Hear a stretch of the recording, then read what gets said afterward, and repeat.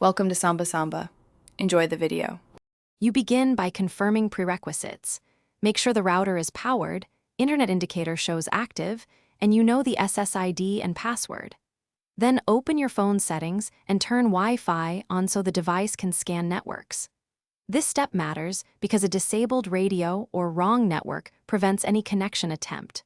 Once your phone lists SSIDs, pause to identify the correct network name and security type. Choosing the wrong band can slow speeds or block access, so pick intentionally. Now you select the correct network from the scan list and tap to connect.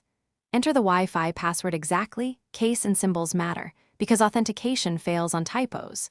If the network uses WPA2 or WPA3, your phone negotiates encryption keys automatically.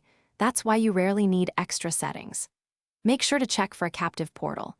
If a login page appears, open your browser, accept terms, or enter required credentials, and then return to confirm the connection succeeded.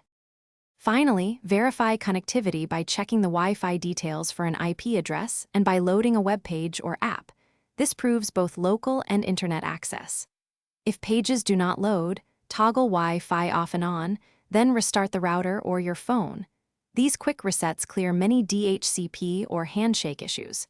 If problems persist, forget the network and reconnect, or reset network settings as a last step. One key troubleshooting tip: try another device to isolate whether the phone or router is at fault.